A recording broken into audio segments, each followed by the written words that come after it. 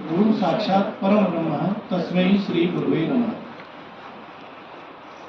जैसा कि आपके प्रिंसिपल सर निरंजन जी ने बताया है कि मैं doctor SR Rajasthan Ayurveda university से यहाँ मोटिवेशनल लेक्चर देने के लिए आया हूँ, ऐसा आप लोगों का मानना है।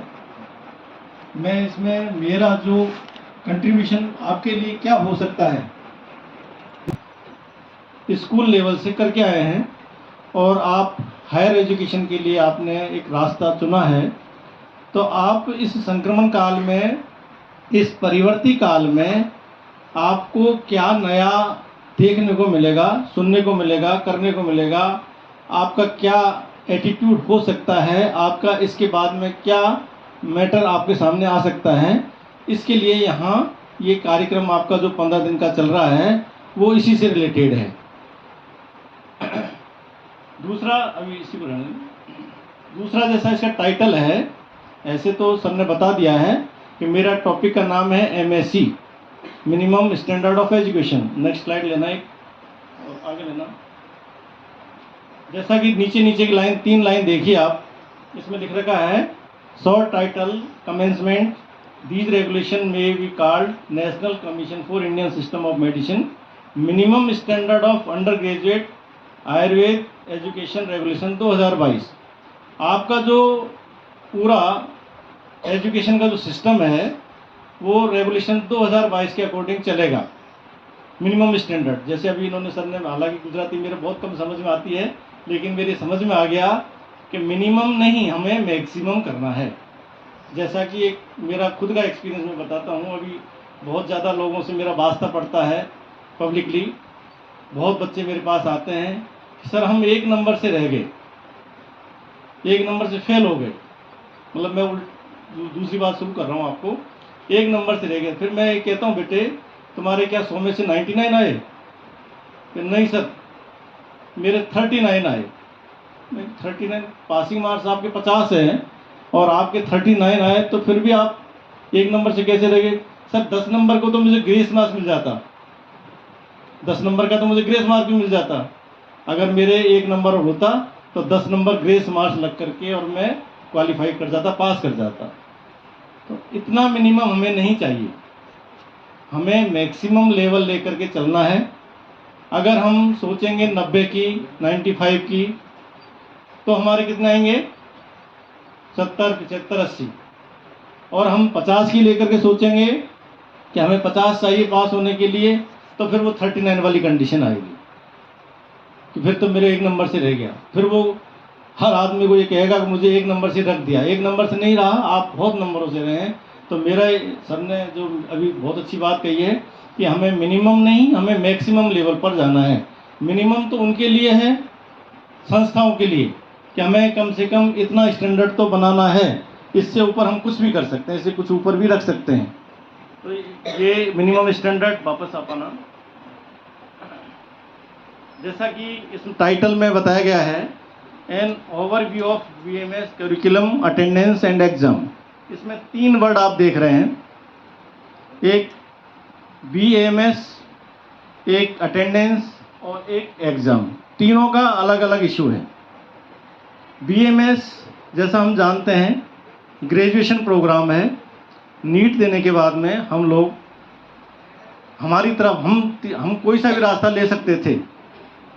हम एलोपैथी का रास्ता ले सकते थे, हम होम्योपैथी का ले सकते थे, हम यूनानी का ले सकते थे, हम योगा का ले सकते थे।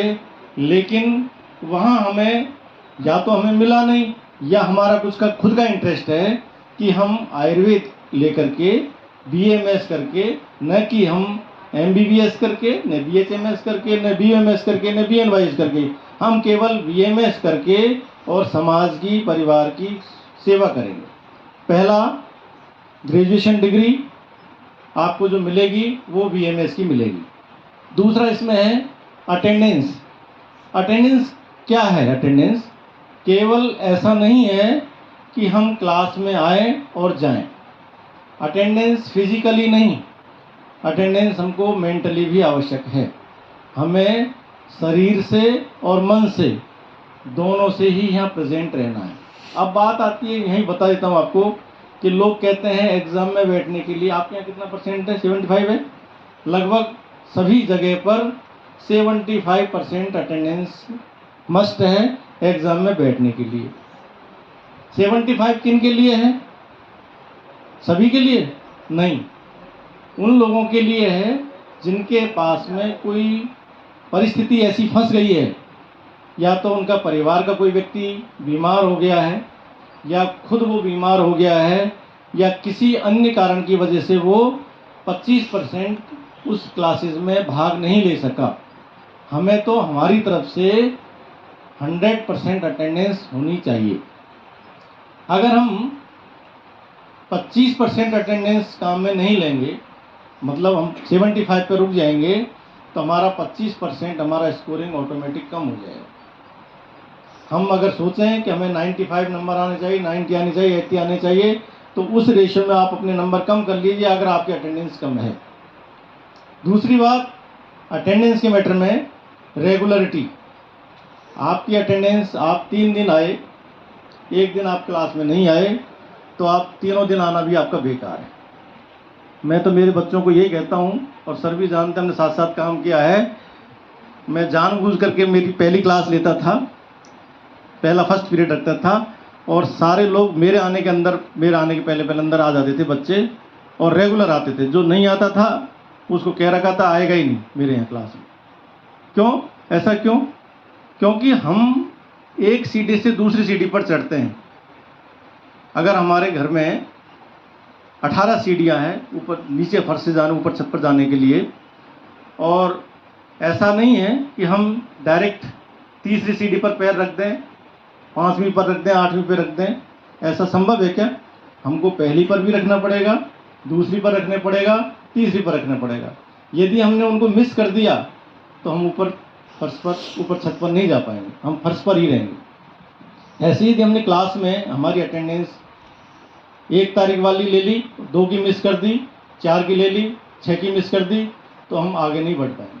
क्योंकि हर सब्जेक्ट का एक दूसरे से लिंक है, हर टॉपिक एक दूसरे से लिंक है।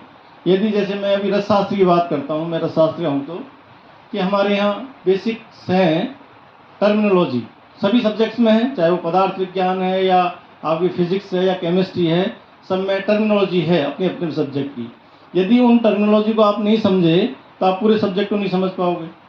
तो मेरा ये कहने का मतलब है कि किसी टर्मिनोलॉजी को बताते समय आप क्लास में अनुपस्थित रहे तो वो आपके आगे पूरे सब्जेक्ट पर प्रभाव छोड़ सकती है, आपको नेगेटिव मिल सकता है। इसलिए मेरा मानना है कि विशेष परिस्थितियों में ही हम एब्सेंट रहें, अन्यथा हम अपनी तरफ से पूरा प्रयास करें कि डेली हम अटेंडेंस रेगुलर रखें। तीसरी बात है एग्ज़ाम। जैसे इस टॉपिक से लग रहा है एग्ज़ाम के नाम से हर व्यक्ति की रूह कांपती है। एग्ज़ाम के नाम से डर लगता है, पता नहीं क्या होगा। एग्ज़ाम के हिसाब से आप अगर लेंगे तो आपको एग्ज़ाम का कोई भय नहीं लगेगा, क्योंकि आप उस तरह की तैयारी कीजिए जैसा अभी आपके पास में जो फैकल्टी है, हालांकि हमारे शिष्य भी हैं इनमें, और वो जानते हैं कि हम रेगुलर क्लास लेंगे, रेगुलर टेस्ट देंगे, रेगुलर एग्ज़ाम देंगे, उनसे हट करके कुछ नहीं आने वाला है। आपको लिखने की प्रैक्टिस करनी है, आपको टॉपिक को बार बार समझने की कोशिश करनी है, आपको जितना संभव हो सके। आजकल तो आपके पास में बहुत अच्छा मैटर अवेलेबल है सब जगह से, आपके पास लिटरेचर के अलावा आपका गूगल है, आप कोई भी टॉपिक को आप डिटेल में आप समझ सकते हैं, लेकिन क्लास के थ्रू ही ऑथेंटिक माना जाए, और वही आपका एग्ज़ाम आपको लाइफ में आपने बहुत दी है और देते रहेंगे, लेकिन उसका हर एग्ज़ाम का आपका अलग अलग तरीका है। जैसा कि अभी इस मिनिमम स्टैंडर्ड में भी एग्ज़ाम का पैटर्न डिसाइड किया हुआ, मैं आपको डिटेल से बताऊंगा कि किस तरह से एग्ज़ाम देनी है और किस तरह से आपके क्वेश्चन पेपर आएंगे, किस टॉपिक से रिलेटेड होने चाहिए, कैसे होंगे, वो सारा आगे पढ़ेंगे। नेक्स्ट, ये तो आपने देख लिया, आपको सबने बता दिया होगा कि आपके इस इंडक्शन प्रोग्राम में कि BMS का मतलब क्या है, जो आप पूरा 5.5 साल, 4.5 साल प्लस 1 साल इंटर्नशिप करेंगे, तो आपको जो डिग्री अवार्ड होगी वो होगी bachelor of Ayurveda medicine and surgery, BAMS, आयुर्वेदाचार्य, इस नाम से आपको डिग्री अलॉट होगी। अब उसके बाद में आपके पास में फिनिशिंग के लिए कई रास्ते हैं। आपको फील्ड के लिए रास्ता है, आपको एक्सपर्टाइल करने के लिए स्पेसिफिसिटी के आपके पास PG का मैटर है, आप PhD का मैटर है, वो आप इसको अडॉप्ट कर सकते हैं। लेकिन आपको आगे जाने के पहले आपकी बेसिक्स जो एक तरह से BMS है वो आपको कंप्लीट करनी पड़ेगी, ठीक है। BMS नेक्स्ट ये हो गया आगे। ग्रेजुएट एट्रीब्यूट्स, आप आयुर्वेदाचार्य बनेंगे या बनने जा रहे हैं, उसके लिए आपकी क्या उसमें क्वालिटी डेवलप होनी चाहिए, क्या एटीट्यूड आपका होना चाहिए, क्या उसमें हम अपेक्षा करते हैं, समाज क्या अपेक्षा करता है। जैसा कि आप इसमें देखिए रेड से कर रखा है, एक नॉलेज, एक स्किल्स, एक आपका एटीट्यूड और एक वैल्यू। ये थ्रू हायर एजुकेशन आपका इस इंस्टीट्यूशन में आप गेन करेंगे, कर सकते हैं। आपकी नॉलेज निश्चित रूप से जो कैरिकुलम डिसाइड किया हुआ है, जो सिलेबस डिसाइड किया हुआ है NCISM का, आयुर्वेद का, प्रत्येक विषय का, प्रत्येक विभाग का, वो आपको अलग अलग तरीके से यहाँ दिया जाएगा। दूसरा, आप में स्किल डेवलपमेंट होगा। स्किल एक तरह से आपके लिए मस्ट है।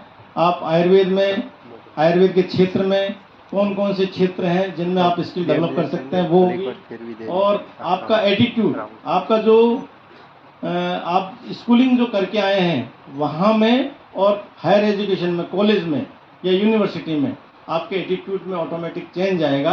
आपका एटीट्यूड समाज के प्रति, व्यक्ति के प्रति, संस्था के प्रति कैसा रहेगा यहाँ, और उन तीनों चीज़ों से आपकी वैल्यू बनेगी। अगर आपकी तीनों चीज़ें हैं, नॉलेज है, स्किल है और आपका एटीट्यूड अच्छा है, तो निश्चित रूप से आपसे हम अपेक्षा करेंगे BMS के बाद में कि आपकी समाज में, इस स्टेट में या कंट्री में आपकी क्या वैल्यू है, ये आपकी इसमें डिसाइड होगी। तो ये सारी चीज़ें आपकी, अब आपका है कि जो विस्तृत आयुर्वेद जो जितना भी है, जो फैला हुआ है, उसको आप किस रूप में, किस स्वरूप में आप ग्रहण करते हैं। ये आपका पूरा CO है, प्रोग्राम लर्निंग आउटकम्स। उस प्रोग्राम लर्निंग आउटकम में आप में क्या कॉम्पिटेंसीज आएगी, क्या एक्सपर्ट आएगी, क्या दक्षता आएगी, क्या विशेषता आएगी और किस चीज़ में आप दक्षता हासिल करेंगे, इससे आपका डिसाइड होगा। आप मान लीजिए आप पंचकर्म स्पेशलिस्ट बनते हैं, आप सर्जन बनते हैं, आप काय चिकित्सा विशेषज्ञ बनते हैं, आप कोई फिलोसफर बनना चाहते हैं, उस हिसाब से यहाँ इस प्रोग्राम आउटकम का जो लर्निंग है वो आपका निश्चित होगा। ये भी कोई नेक्स्ट लेना। आपका विजन क्या होना चाहिए दिमाग में, आपको विजन क्या लेकर के चलना है। तो कुछ हमारे NCISM ने डिसाइड कर रखा है कि जो हमारा पूरा आयुर्वेद है वो अष्टांग आयुर्वेद में विभक्त है, उसको कर रखा 8 शाखाओं में विभक्त कर रखा है। काय, वाल, ग्रह, ऊर्ध्वांग, शल्य, दंष्टा, जरा, विषाण, हमारा 8 भागों में बांट रखा है। लेकिन वर्तमान में आप इसी को देखिए कि इसको वर्तमान में प्रत्येक महाविद्यालय में, प्रत्येक कॉलेज में इसको 14 भागों में, 14 विभागों में डिस्ट्रीब्यूट कर दिया। इन्हीं 8 को 14 विभागों में डिस्ट्रीब्यूट कर दिया है। जैसे आपका शरीर रचना विभाग, एनाटॉमी, फिजियोलॉजी, बेसिक, फिजियोलॉजी का मतलब शरीर क्रिया, बेसिक मौलिक सिद्धांत, द्रव्य गुण, रसशास्त्र, पैथोलॉजी, आपका रोग निदान, अगत तंत्र, स्वस्थवृत्त, काय चिकित्सा, पंचकर्म, कौमारभृत्त, गायनी, शल्य और शालाय, ऐसे कुल 14 विभागों में विभक्त करके और ईयर वाइज किसका कौन से ईयर में क्या पार्टिसिपेशन है उसके अकॉर्डिंग हम पढ़ते हैं। और पुराना जो हम उसको अगर 8 भागों में बांटते हैं तो उनमें क्या क्या है, क्या क्या आपको, एक नेक्स्ट ले लो स्लाइड। ये जैसा इसमें आ रहा है 8 विभाग हैं। काय चिकित्सा, मेडिसिन, जनरल मेडिसिन, जिसमें हम शोधन और समन दोनों स्वरूप में हम औषधि का प्रयोग कर सकते हैं, जैसे हम जो मेडिसिन देते हैं। दूसरा है हमारा शल्यतंत्र, सर्जरी का। तीसरा हमारा शालाय का, IND-ENT का। चौथा पीडियाट्रिक है और ऑप्शंस में इंक्लूड है। और 5वां हमारा टॉक्सिकोलॉजी, अगतंत्र का है। और इसके बाद भूत विद्या, माइक्रोबायोलॉजी, जो भूत विद्या का मतलब नहीं, भूत प्रेत जिन, हम इसको माइक्रोबायोलॉजी से हम इसको कोरिलेट करते हैं। और इसके साथ में रसायन, रिजर्वेशन और बाजीकरण, ये सारे 8 विभाग हमारे आयुर्वेद साहित्य में ऋग्वेद से लेकर के जो संहिता काल तक जितना भी हमारा लिटरेचर है, उसको जो आयुर्वेद का विषय वस्तु मिलता है उसको 8 विभागों में विभक्त करते हैं। लेकिन वर्तमान में इसी 8 को हमने कितने में कर दिया, 14 डिपार्टमेंट में इसको ऐड कर दिया। कॉन्टेम्प्रेरी एडवांसमेंट, ये जो 8 विभाग इसमें लिखे गए हैं उनमें हम क्या आधुनिक समसामयिक वर्तमान में हम क्या इनमें डेवलपमेंट कर सकते हैं। जैसे लिखा है, all the 8 speciality develop to deal all sort of clinical problems of respective speciality, that is general, there etiopathogenesis including clinical, anatomy, physiology. कुल मिला के बात यह है कि जितना भी हमारा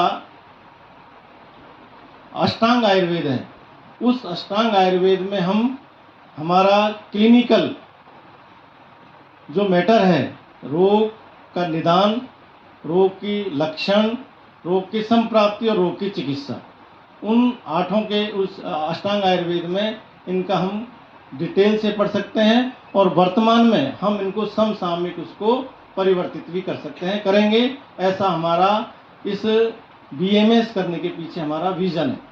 हम ऐसा नहीं कि हम उसी पर टिके रहें, हम जितना चेंजेस कर सकते हैं उसको चेंज करना है। अष्टांग आयुर्वेद को, उस अष्टांग आयुर्वेद को समय के अनुसार ढालना है। जैसे आप देखिए कि हम सब्जी बनाते हैं, अब सब्जी बनाने के लिए हमने कढ़ाई में छोंक लगा दिया, कढ़ाई में पाक कर दिया, उसी को हमने समसामयिक डेवलपमेंट कर दिया, हमने प्रेशर कुकर में बना लिया, हमने माइक्रोवेव ओवन में तैयार कर लिया। तो ऐसे हम समसामयिक हमारा परिवर्तन करेंगे, कर दिया है और हम आगे करते रहेंगे। ऐसा हमारा विजन दिमाग में होना चाहिए। और आगे लेना, इसके अलावा जितने भी टूल्स हैं, टूल्स किसी की बपौती नहीं है, किसी एक पैथी की बपौती नहीं है। हम आवश्यकता के अनुसार हमारे टूल्स डेवलप कर सकते हैं, ले सकते हैं। और चाहे कोई सी भी पैथी हो, उस टूल्स के लिए स्वतंत्र है।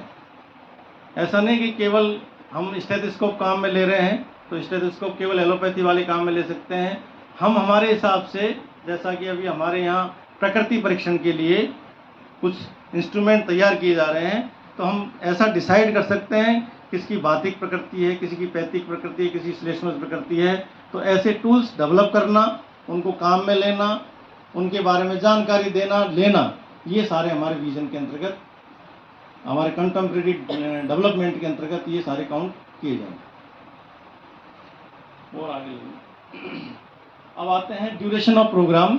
जैसा कि आप सबको पता है, आपने जब भी एडमिशन लिया है उसमें आपको बताया गया होगा कि हमारा कुल 5.5 साल का हमारा ये BMS है, जिसमें हमारा 3 प्रोफ हमारे होंगे, BMS first year, BMS second year और BMS थर्ड या फाइनल प्रोफ के नाम से जाना जाएगा।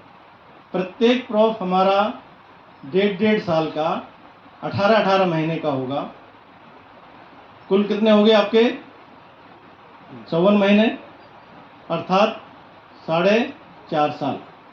ये तो हो गया आपका एक तरह से एकेडमिक। दूसरा 1 साल का आपका इंटर्नशिप होगा, वो जो है 12 महीने की होगी। उसमें टोटली लगभग आपका फील्ड अलॉट होगा आपको, हर डिपार्टमेंट में आपको क्लिनिकल प्रैक्टिस करनी होगी, वो आपकी 12 महीने की होगी।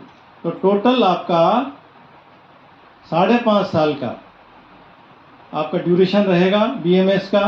ये मिनिमम भी है और मैक्सिमम भी होना चाहिए। समझ में आ गई बात? किसी को इसमें झटके नहीं लगने चाहिए, अन्यथा कई लोग लंबे भी करते हैं। लंबे करने का फ़ायदा नहीं है, टाइम पे ही करने का फ़ायदा है। तो हमें 5.5 साल में हमें अपना सिलेबस, हमारा करिकुलम, हमारा BMS हमको कंप्लीट करना है। इस तरह के हमारे दिमाग में सोच रखनी है। नेक्स्ट, ये तो मैंने बोल ही दिया आपको कि हमको 5.5 साल करने के बाद में जो डिग्री अलॉट होगी वो आयुर्वेदाचार्य होगी, bachelor of Ayurvedic medicine surgery.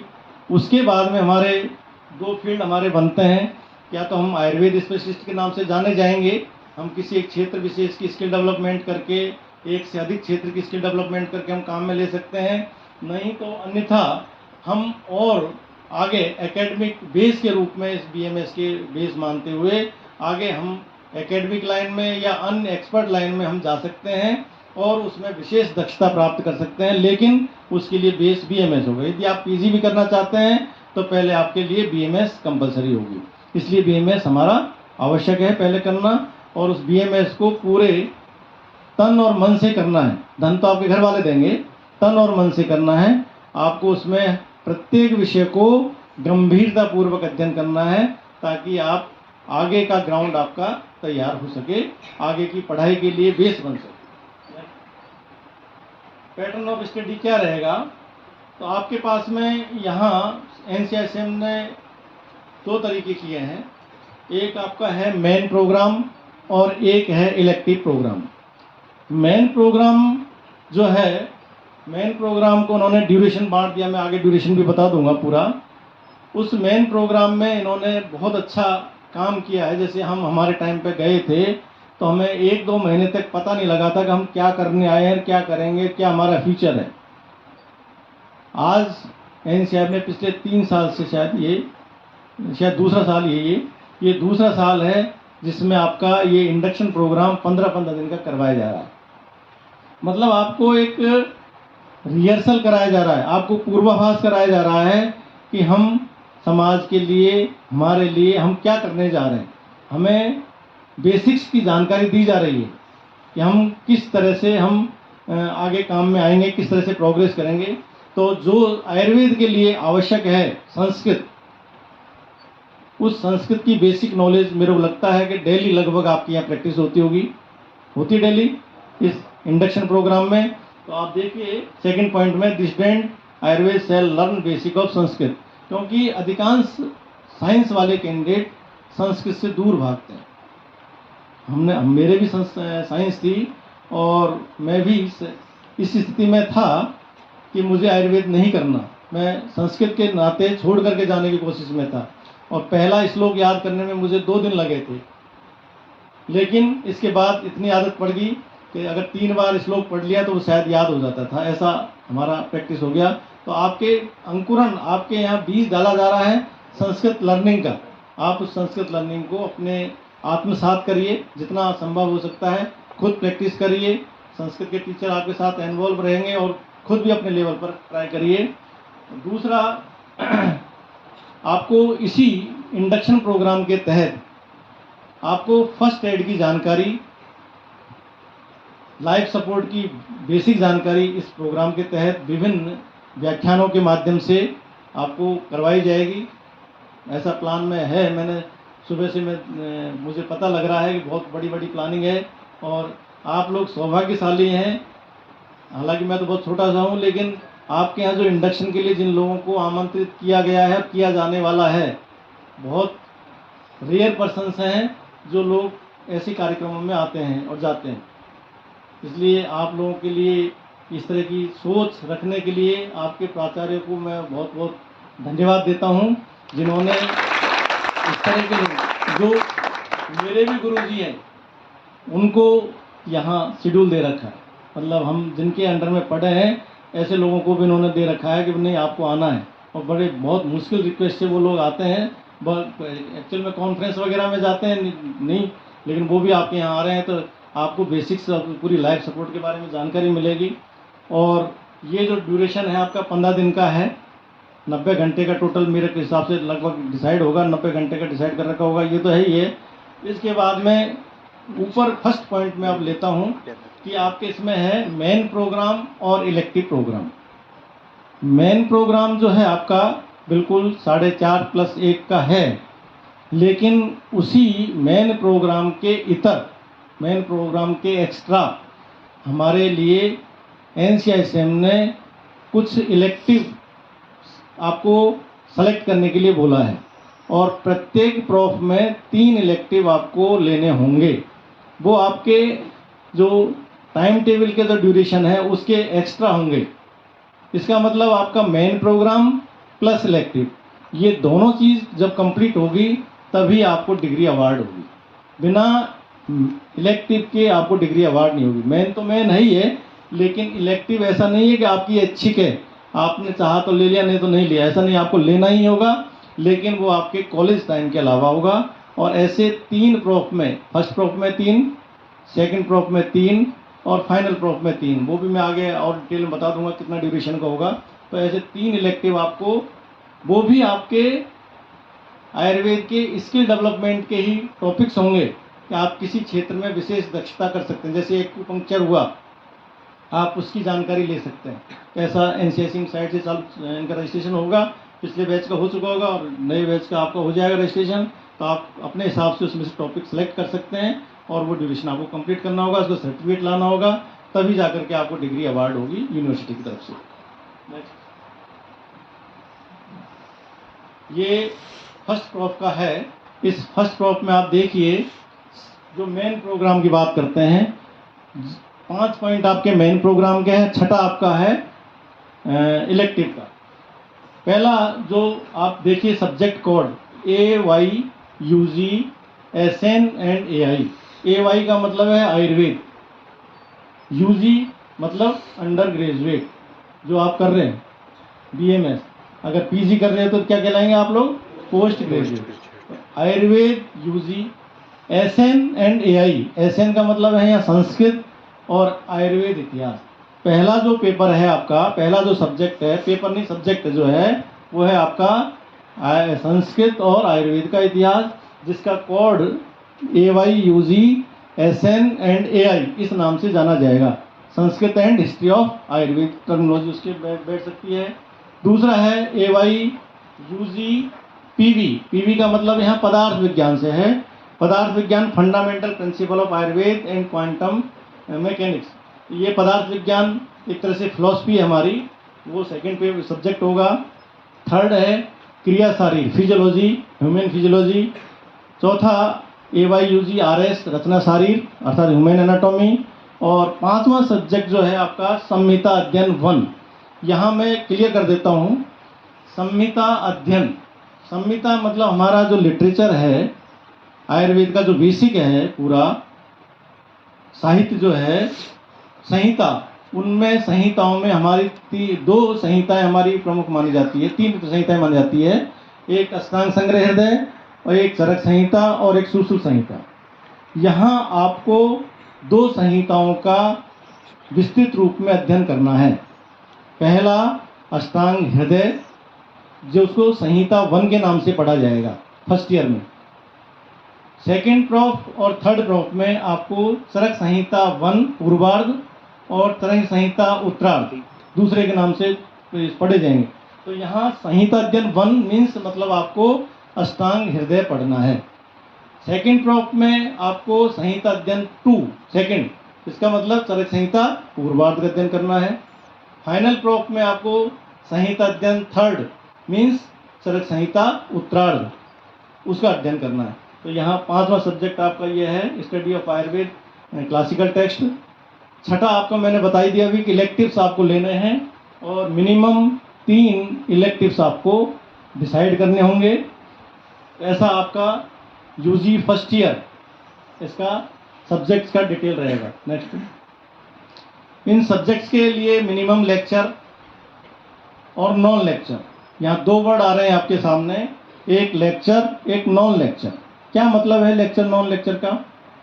Lecture किसको कहते हैं, नॉन लेक्चर किसको कहते हैं? क्या ऐसा भी होता है कि बिना पढ़ाई क्लास काउंट कर रहे हैं? ऐसा नहीं। आप देखिए, हर जो अपने अपने अभी कोड पढ़े थे AYUG SN एंड SI मतलब संस्कृत और आयुर्वेद इतिहास, उसके लिए टोटल लेक्चर कितने हैं? 300। उस 300 में से 100 जो है आपका लेक्चर के लिए है और 200 नॉन लेक्चर है। नॉन लेक्चर मैं भी डिटेल बताऊंगा किन किन को हम नॉन लेक्चर मान सकते हैं। ऐसे पदार्थ विज्ञान के लिए 90 + 140, क्रिया शारीर के लिए 150 + 250, रचना शारीर के लिए 180 + 320 और संहिता अध्ययन 1 अष्टांग हृदय के लिए 140 + 260। टोटल 1830 लेक्चर आपके टोटल डिलीवर्ड होने हैं, जिसमें 660 लेक्चर आवर्स हैं और 1170 आपके नॉन लेक्चर हैं। इसके बाद सेकंड प्रॉप का भी यहाँ साथ में है, थोड़ा सा बोरिंग होगा सेकंड प्रॉप। अभी आप सोचेंगे कि यार फर्स्ट ईयर का बहुत नहीं हुआ, सेकंड ईयर कहाँ से लिया है बीच में, लेकिन थोड़ी सी बेसिक जानकारी मैं आपको देता हूँ। सेकंड ईयर में आपका द्रव्य गुण होगा जो डीसी के नाम से है यहाँ, एक रसशास्त्र वैशिज कल्पना होगा, एक आपका रोग निदान होगा, एक आपका गणतंत्र और संहिता अध्ययन 2 जो मैंने अभी बताया, चरक संहिता पूर्वार्ध, इस तरह से ये, और एक आपका स्वस्थ तिंड योगा होगा। 6 सब्जेक्ट होंगे और वापस 3 इलेक्टिव आपको वहाँ सेकंड प्रॉप में लेने होंगे। नेक्स्ट, ज़्यादा सेकंड प्रॉप में नहीं, फिर ऐसे फाइनल प्रॉप में काय चिकित्सा, पंचकर्म, आपका शल्य तंत्र, शालाक्य तंत्र, प्रसूति स्त्री रोग, कौमारभित्त, और आपका संहिता अध्ययन 3 मतलब चरक संहिता पूर्व उत्तरार्ध, और आर्थिक चिकित्सा, और एक नया सब्जेक्ट जो है पिछले कुछ एक सालों से जुड़ा है, research metrology and medical statics, जो कि आपके रिसर्च के लिए एक बेस तैयार करता है। ऐसे 9 सब्जेक्ट आपको फाइनल ईयर में पढ़ने होंगे और वहीं वापस 3 इलेक्टिव आपको सेलेक्ट करने होंगे। ऐसे फर्स्ट ईयर, सेकेंड ईयर और थर्ड ईयर, इन तीनों के आपके सब्जेक्ट्स जो मैंने बोला था अभी 14 डिपार्टमेंट, उन 14 डिपार्टमेंट्स के ये सब्जेक्ट्स हैं, उन्हीं के टीचर, उनके स्पेशलिस्ट आपको ये स्टडी करवाएंगे। नेक्स्ट, अब जो मैंने बात आई थी लेक्चर आवर्स और non lecture hours. Lecture hours का मतलब क्या है और नॉन लेक्चर का मतलब क्या है। लेक्चर जनरली हम देखते हैं कि जो 2 तरीके से होता है। एक तो जैसे मैं बोल रहा हूँ, आप सुन रहे हैं, बिना, इसको बंद कर दीजिए आप, अगर बंद मत करना, इसको आप मान लीजिए है नहीं, मैं आपको कोई प्रवचन दे रहा हूँ, मैं बोल रहा हूँ, वो भी लेक्चर काउंट होगा। यदि मैं आपसे इंटरेक्शन करता हूँ वो भी लेक्चर के अंदर काउंट होगा।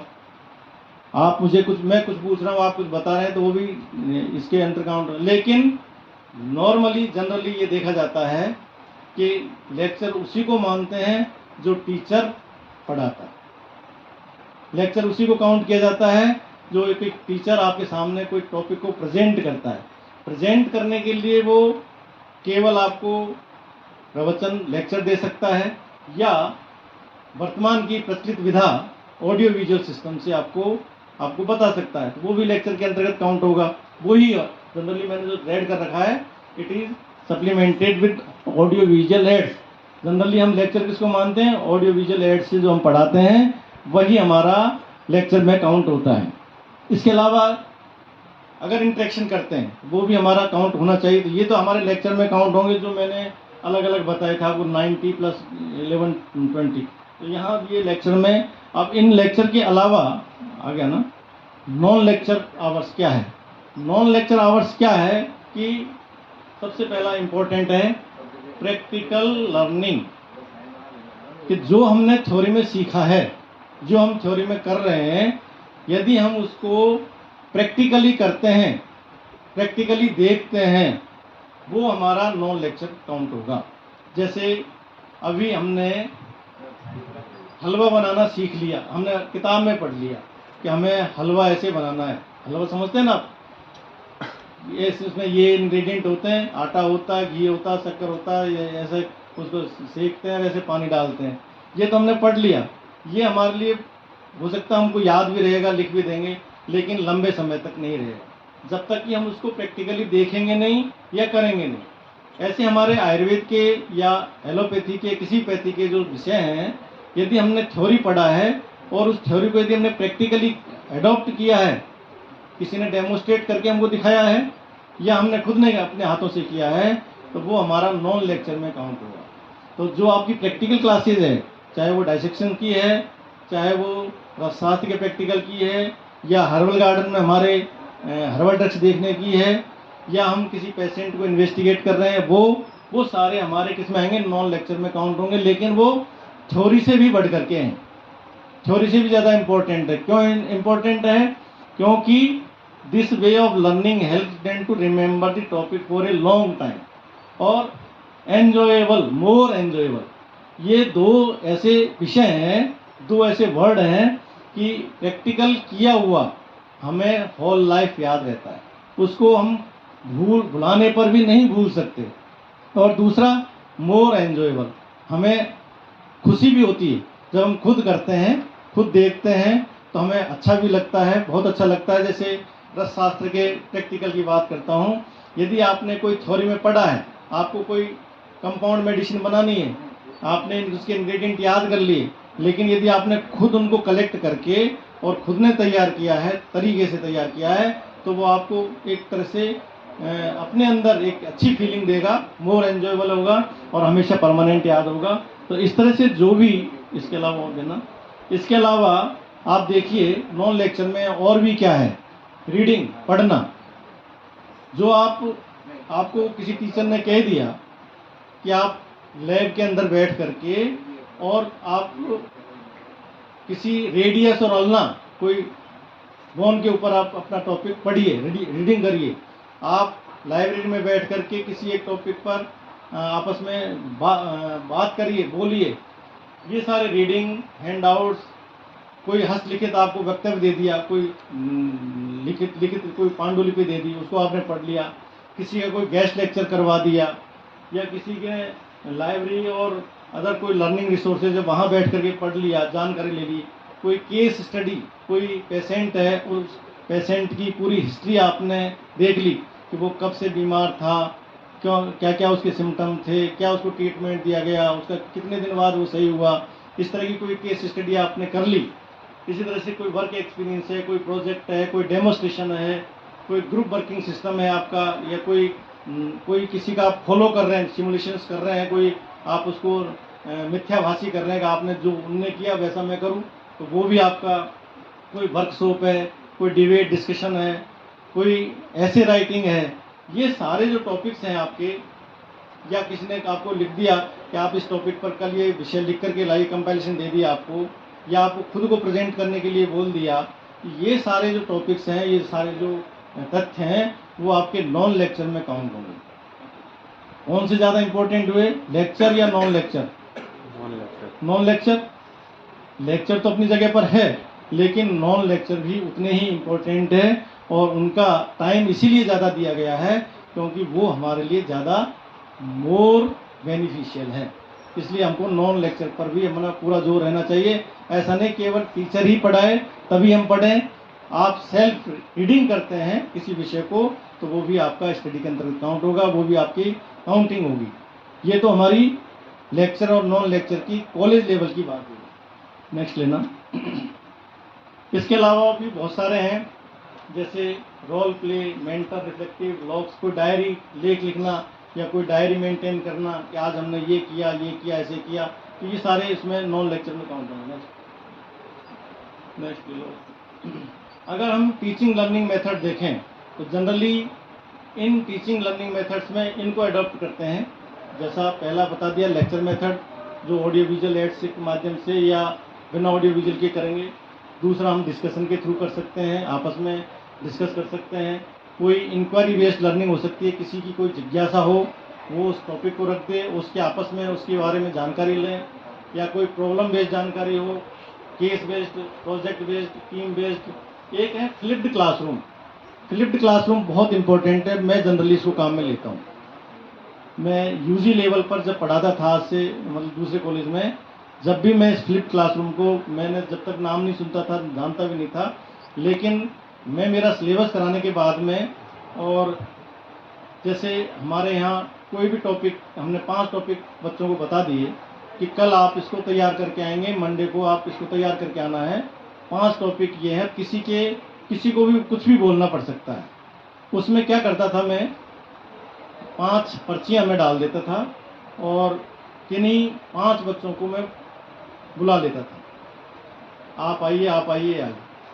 एक बच्चा उठाता उसमें से, उसके जो टॉपिक निकलता था, उस टॉपिक को वो खुद प्रेजेंट करता था। इसको कहते हैं हमारे यहाँ राजस्थानी भाषा में उल्टा पलटी। मतलब हम स्टूडेंट बन गए और वो टीचर बन गए, बच्चे जो है वो टीचर बन गए। उसको कहते हैं फ्लिप्ड क्लासरूम, मतलब बच्चे ही पढ़ाएंगे। आज होता है ना, कई बार शिक्षक दिवस के दिन, टीचर्स डे के दिन जनरली बच्चे क्लास लेते हैं। तो यहाँ फ्लिप्ड क्लासरूम भी इम्पोर्टेंट है। क्यों इम्पोर्टेंट है, मैंने इसकी महत्व भूमिका देखी है कि अगर हमें कॉन्फिडेंस डेवलप करना है किसी बच्चे का, तो ये बहुत इम्पोर्टेंट है। क्योंकि आपको अपनी लाइफ में बहुत सारे प्रैक्टिकल एग्जाम्स देने हैं, वाइवा देने हैं, आपको बहुत सारे इंटरव्यू फेस करने हैं, तो वहाँ जब तक आप लिखना खूब जानते हैं, आपकी लिखने की प्रैक्टिस अच्छी है, लेकिन वाइवा के नाम पर कब कपी लगती है। तो वहाँ ये फ्लिप्ड क्लासरूम आपका जो है, आपका जो है, अभी भी मैं पीजी क्लास में, जनरली मेरी जो पीजी क्लास होती है हमारे यहाँ, उसमें मैं ऐसा ही करता हूँ कि मैं केवल श्रोता होता हूँ बिल्कुल, और वो बच्चे उसको प्रेजेंट करते हैं। तो फ्लिप्ड क्लासरूम। एक है ब्लेंडेड लर्निंग। ब्लेंडेड लर्निंग मतलब आप दोनों, इंटरेक्शन भी है, आपका ऑडियो विजुअल सिस्टम भी है, और आपका प्रवचन भी है, वो इस तरह का क्लासरूम है। एक इसमें है एडुटेनमेंट। एडुटेनमेंट का मतलब है खेल खेल में सीखना। खेल खेल में, अभी एक मूवी है वो जो टीचर वाली है, उसमें देखिए आप, वो टीचर पढ़ाती है अंदर क्लासरूम के अंदर, तो वो कहती है कि आपको, एक बच्चे को बुलाती है, आपको दिल्ली जाना है, किससे जाओगे? मैडम मैं ट्रेन से जाऊँगा। तो ट्रेन से वो छुक छुक करता हुआ उस मैप में दिल्ली पर जाकर के वो खड़ा होता है। इसका मतलब वो खेल खेल में सीख रहा है दिल्ली नक्शे में कहाँ पर है। किसी से कहते हैं आपको चेन्नई जाना है, कि उससे मैं फ्लाइट से जाऊँगा, तो फ्लाइट की आवाज़ करता है वो चेन्नई वाले स्पॉट पर खड़ा होता है। तो खेल खेल में सीखना, ये एडुटेनमेंट भी हम आयुर्वेद में एप्लीकेबल कर सकते हैं, करेंगे। साथ में अर्ली क्लिनिकल एक्सपोजर। हमारा जो माइनस पॉइंट था वो यही था, अर्ली क्लिनिकल प्रोसीजर नहीं था। हम फाइनल में जाकर के, हम इंटर्नशिप में जाकर के और हॉस्पिटल से रूबरू होते थे। लेकिन एनसीएसएम ने ये वेरी फर्स्ट ईयर से ही, आपके बीएमएस फर्स्ट ईयर से ही आपको क्लिनिकल डिपार्टमेंट में जाने के लिए, हॉस्पिटल में जाने के लिए बाध्य कर दिया है।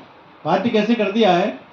जैसे आपकी फिजियोलॉजी की क्लास है, उस फिजियोलॉजी की जो वहाँ ओपीडी लगेगी, उस फिजियोलॉजी की ओपीडी में आपको वो क्या सिखाएंगे? प्रकृति परीक्षण करना, सार परीक्षा करना, संघनन परीक्षा करना, आपको बीपी लेना, आपको पल्स रेट लेना, ये सारी चीज़ें आपको फर्स्ट ईयर से ही सिखाई जाएगी। क्यों? क्योंकि ये आगे आपके लिए ग्राउंड तैयार करेगी। तो अर्ली क्लिनिकल प्रोसीजर ये एनसीएसएम ने नया दिया है, आपको फर्स्ट ईयर से ही इसमें हॉस्पिटल से अटैच किया जाएगा। साथ में रोल प्ले हो गया, self direct learning, problem based learning, एक आपका क्रियात्मक प्रशिक्षण। क्रियात्मक जितना भी काम है उसको आप कैसे कर सकते हैं क्रिया के रूप में। जैसे मैं मेरी बात बताता हूँ कि आप यदि कोई मैटर लिखते हैं परीक्षा में मैटर लिखने के लिए आपको गद्यात्मक नहीं जाना। गद्यात्मक समझ लेना, आपको ऐसे टाइप में नहीं लिखना, आपको या तो डायग्रामेटिक लिखना है या फ्लो चार्ट के फॉर्म में लिखना है। आप जितने कम शब्दों में, जितने डिज़ाइन फॉर्म में, जैसे अभी मेरे एक मित्र हैं, उनका आरएएस में सिलेक्शन हुआ था, तो बहुत ज़्यादा इंटेलिजेंट नहीं थे, लेकिन उनका सिलेक्शन हुआ। तो मैंने पूछा कि भाई आपके पीछे क्या कारण है? तो मैंने मैक्सिमम आंसर जो है वो चित्र बना करके दिए, चित्र बना करके लिखे। कहीं पेड़ पौधे का चित्र बना दिया, उसमें हमने आंसर लिख दिए। कहीं पर हमने फ्लावर बना दिया, उसमें हमने आंसर लिखा। उसके पीछे अपनी सोच, आपकी क्रियात्मक शैली क्या है, तो वो क्रियात्मक शैली आपकी एजुकेशन के दृष्टिकोण से इम्पोर्टेंट है। वर्कशॉप जो आपकी होती रहेगी, मुझे पता है कि आपको चैन से नहीं बैठने देंगे, आप चैन से नहीं बैठने देंगे, ये मैं अच्छे तरह से जानता हूँ पिछले कई सालों से। लेकिन अभी पिछले 2-3 सालों से मैं देख रहा हूँ और सुन रहा हूँ कि ये आपको कुछ न कुछ बनवा करके ही छोड़ेंगे। और ये ऐसी वर्कशॉप सेमिनार आपके यहाँ होगी, निश्चित रूप से होगी। और वर्कशॉप के थ्रू जो सीखता है बच्चा, तरह तरह के आइडिया अलग अलग लोगों से सीखता है, वो आपके फ्यूचर के लिए बहुत ज़्यादा हेल्पफुल होगा। गेम बेस्ड लर्निंग, वही जैसा आपका एंटरटेनमेंट है, लगभग वही है, इस तरह की ये लर्निंग प्रोसेस रहेगी। इलेक्टिव्स, अब मेन आते हैं, इसकी नेक्स्ट लाइन है इलेक्टिव की। ये आप चार्ट देखिए इलेक्टिव का, कि इलेक्टिव में आपको इलेक्टिव्स लेने हैं, उनका ड्यूरेशन क्या रहना है। इलेक्टिव के लिए बताया गया है कि 9 आवर का एक इलेक्टिव रहेगा आपका, 9 आवर का एक इलेक्टिव रहेगा। उस इलेक्टिव में 5 आवर्स का आपका टीचिंग रहेगा, ऑनलाइन टीचिंग रहेगी आपकी। 2 आवर्स की आपकी गाइडेड लर्निंग रहेगी, और 1 आवर का कोई एक्सपर्ट आपके साथ में इंटरेक्शन करेगा और 1 आवर आपका असेसमेंट का होगा। ऐसे 5 + 2 + 1 + 9 आवर्स हो गया। ऐसे 5 इलेक्टिव आपके टोटल 45 आवर्स के होंगे, जिनमें 25 आवर्स टीचिंग, 10 आवर्स आपका गाइडेड लर्निंग, 5 आवर्स आपका एक्सपर्ट इंटरेक्शन और 5 आवर्स आपका असेसमेंट। इनमें इन 9 आवर्स में से यदि आप मिनिमम 5 आवर्स आपको देंगे, तब जाकर के आपको ग्रेडिंग सिस्टम अलॉट होगा और जब भी आपको वो अलॉट होगा और उसके बेस पर हर इलेक्टिव के पीछे आपको 2 ग्रेड मार्क मिलेंगे। एक इलेक्टिव आपने सक्सेस कर लिया, इस एक इलेक्टिव को सक्सेस करने के बाद आपको 2 पॉइंट अलॉट होंगे। वो आपके जो प्रैक्टिकल है आपके सब्जेक्ट का, मैं आगे नाम बताऊं किस किस में ऐड होंगे ड्रॉप वाइज, वहाँ आपके जाकर के ऐड होंगे। 5 इलेक्टिव के 2 मार्क्स, मतलब 10 में से 10। अब आप उसमें से कितना लाना चाहते हैं, 10 में से 10, 10 में से 8, 10 में से 6, वो आपके वहाँ ऐड होंगे। तो इस तरह से, और साथ में आपको एक सर्टिफिकेट भी मिलेगा, ब्रॉन्ज सर्टिफिकेट या सिल्वर या गोल्ड या प्लेटिनम, जो आपको मार्किंग सिस्टम बता रखा है कि 75 से ऊपर है तो प्लेटिनम, और 51 से 75 है गोल्ड, 26 से 50 पर आपकी जो है आपको सिल्वर मिलेगा, उससे कम पे आपको ब्रॉन्ज मिलेगा। सर्टिफिकेट तो मिलेगा, लेकिन आपको ये अवेलेबल, वापस आना इसमें देखिए आप, इस each elective subject shall be 45 hours duration and divided in 5 modules, 9 hours each. वो आपको डिटेल बता दिए। 5 hours teaching, 2 hours of guided learning, 1 hour each expert interaction और 1 आवर असेसमेंट। तो ये आपको these studies for elective are over and above the prescribe teaching hours of BMS under these regulation. मैंने पहले वेरी फर्स्ट बोल दिया था कि आपके जो लर्निंग आवर्स हैं, जो सीखने के जो आपके कॉलेज के आवर्स हैं, उनके अलावा होगा, वो आपको अलग लेना होगा। नेक्स्ट और आगे क्लिनिकल ट्रेनिंग, अभी आपको बात आई थी अर्ली क्लिनिकल एक्सपोजर। तो क्लिनिकल जो ट्रेनिंग है, वो क्लिनिकल ट्रेनिंग में आपको मैंने बताया था फर्स्ट प्रोप में आपको फिजियोलॉजी में, एनाटॉमी में या बेसिक में आपको जोड़ेंगे, लेकिन सेकंड प्रोप में आपको क्या करवाएंगे क्लिनिकल में, जैसे रोग निदान है, पैथोलॉजी है, वहाँ आपको ब्लड और यूरिन, इनकी एग्जामिनेशंस के बारे में आपको ट्रेनिंग दी जाएगी। कौन कौन से टेस्ट होते हैं, किस तरीके से करते हैं, ये आपका क्लिनिकल ट्रेनिंग के अंतर्गत रोग निदान डिपार्टमेंट सेकेंड ईयर में जो आएगा, सेकेंड प्रोप में, उसमें करवाया जाएगा। इसी तरह से टॉक्सिकोलॉजी के अंतर्गत, अगर तंत्र के अंतर्गत उसकी जो OPD IPD है, वहाँ पर टॉक्सिकोलॉजी का आपका ट्रीटमेंट की शिक्षा दी जाएगी। और इसी तरह से योग और प्राणायाम की जो ट्रेनिंग है, वो आपको OPD और IPD के थ्रू आपको स्वस्थ मित्र डिपार्टमेंट के माध्यम से दी जाएगी। नेक्स्ट, इसी तरह से आपका जो इम्पोर्टेंट जो मैं मानता हूँ वो है आपका डिस्पेंसरी में क्या है कि कोई भी डिपार्टमेंट का कोई भी चिकित्सक जो भी प्रेस्क्रिप्शन लिखता है, वो निश्चित रूप से आपके डिस्पेंसिंग सेक्शन में आता ही आता है। समझ में आ गई ना, चाहे वो जनरल मेडिसिन का है, सर्जरी का है, या ऑप्स का है, या पीडिया का है, जो भी प्रेस्क्रिप्शन लिखेगा वो वहाँ डिस्पेंसिंग फार्मासिस्ट के पास आएगा। तो फार्मासिस्ट के पास जब आप यदि खड़े होंगे ट्रेनिंग के लिए, तो आपको सबसे पहले तो क्या दिखेगा, उसका प्रेस्क्रिप्शन। आप देखेंगे प्रेस्क्रिप्शन किस तरीके से लिखते हैं, कौन से डिजीज़ में, कौन से रोग में क्या क्या मेडिसिन लिखते हैं। आप एक बार उसको हाथ में लेकर के देखिए, आपको खुद को सीखना है, कोई सिखाएगा नहीं, लेकिन आपको खुद को सीखना है कि आप डिस्पेंसिंग में पहला प्रेस्क्रिप्शन तरीका, प्रेस्क्रिप्शन में क्या क्या लिख रखा है। दूसरा, उस प्रेस्क्रिप्शन में आप देखेंगे कि मेडिसिन जो लिखी गई है, उस मेडिसिन या प्रोसीजर जो लिखी गई है वो किस टाइप की है, क्योंकि हम देखते हैं कि मेडिसिन भी कई तरह की आती है। जैसे आप नाम सुना होगा, आपको पाउडर फॉर्म में आता है, चूर्ण, जैसे सितोपलादी चूर्ण, तालिसादी चूर्ण, हिंगवस्तर चूर्ण, ठीक है ना। आपने टैबलेट सुनी होगी, रसोनादि वटी, चित्रकादि वटी। आपने आशावरिष्ठ सुने होंगे, अशोकारिष्ट, द्राक्षारिष्ट, अश्वगंधारिष्ट। आपने अवलेह सुने होंगे, च्यवनप्राश अवलेह, वासावलेह, अगस्त तरीके बोले, ठीक है ना। ऐसे आपको अलग अलग टाइप की, अलग अलग प्रिपरेशन टाइप की मेडिसिन उस प्रिस्क्रिप्शन में आपको लिखी मिलेगी। तो आप उसमें देखेंगे, आपको ऑटोमेटिक याद होंगे कि हमें ये टाइप की मेडिसिन हमारे मार्केट में आती है, इस तरह की होती है, हम देखेंगे।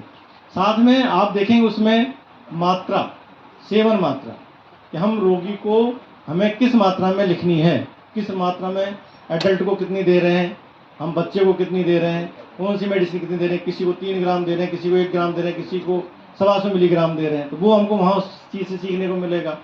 साथ में हमें उस मेडिसिन को एक मिश्रण करना बनाना सीखेगा। हम देखेंगे कि जो मेडिसिन हमने इकट्ठी कर दी, तो हमें उस खरल में या पुड़िया में हमने इकट्ठी करी है, तो किस मात्रा में हम डिस्पेंसिंग कर रहे हैं।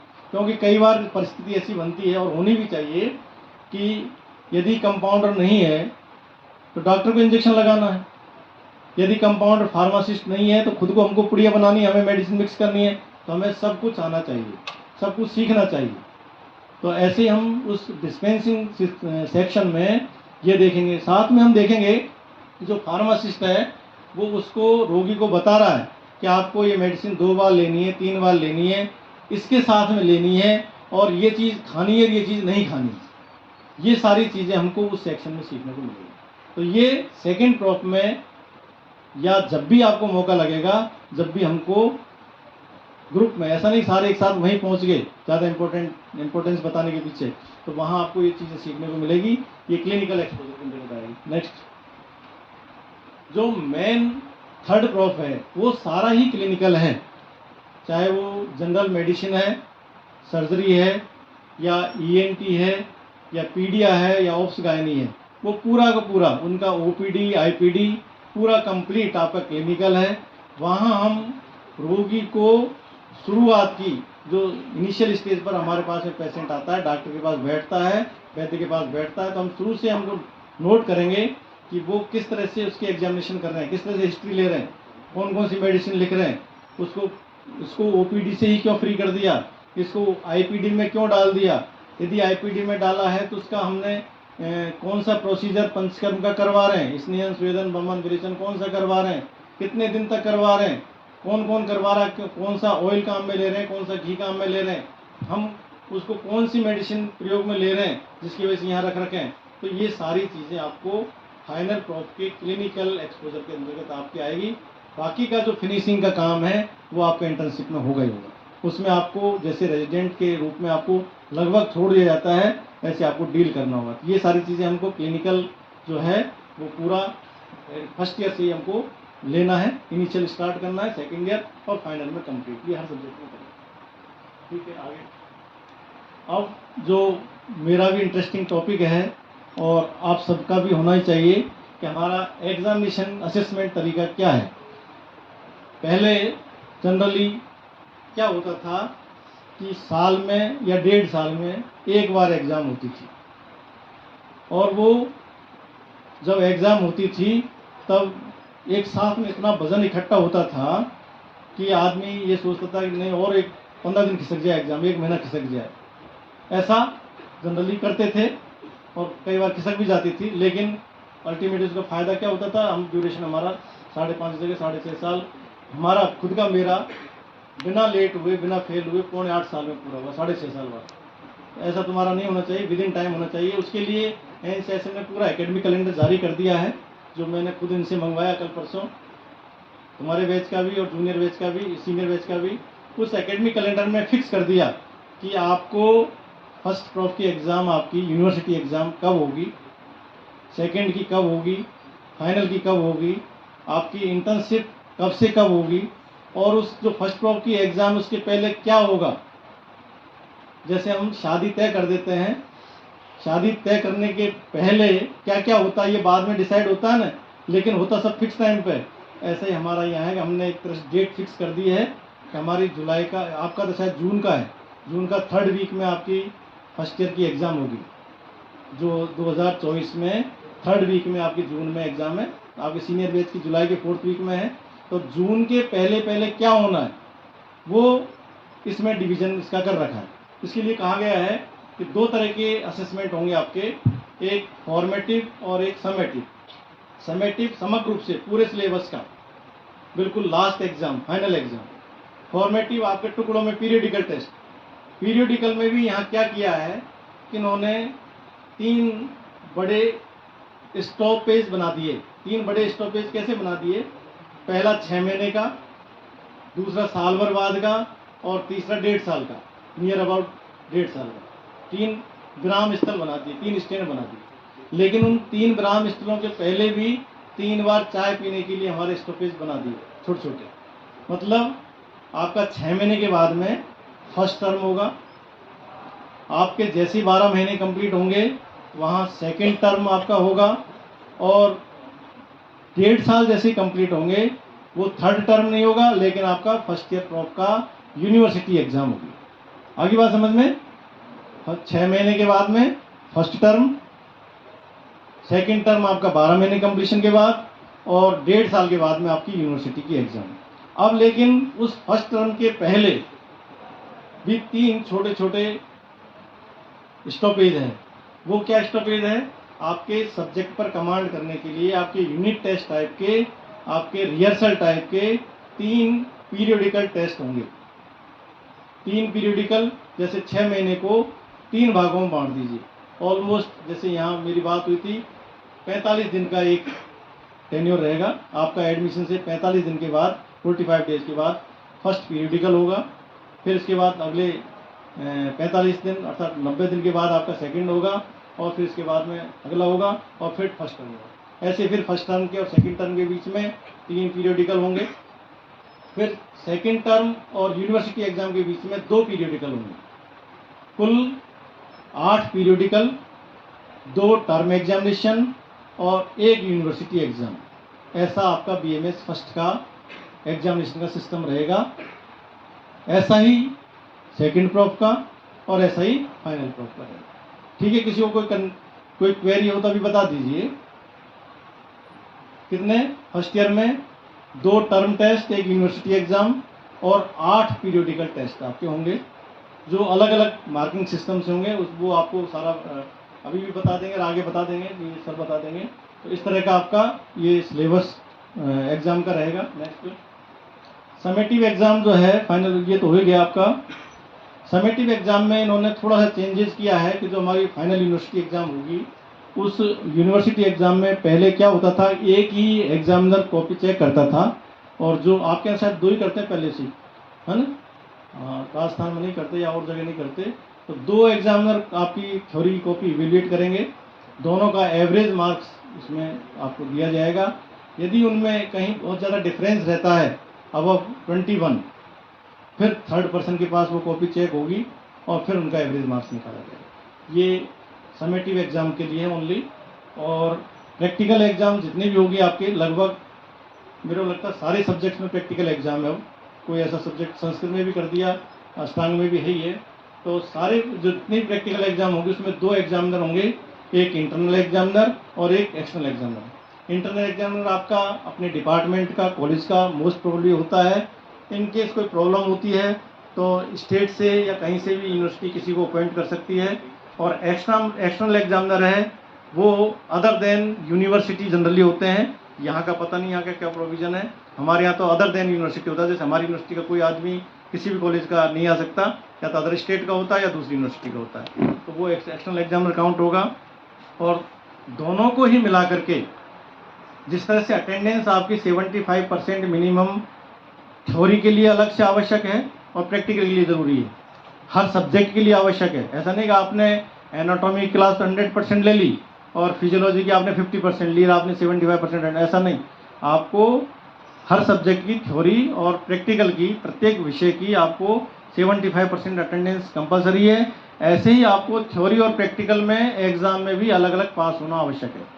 यदि आप किसी एक पोर्शन में फेल हो गए, कम आए नंबर, तो आपको दोनों ही दोबारा देने पड़ेंगे। यदि आप प्रैक्टिकल में फेल हैं तो आपको थ्योरी देनी पड़ेगी, थ्योरी भी देनी पड़ेगी, प्रैक्टिकल देना पड़ेगा।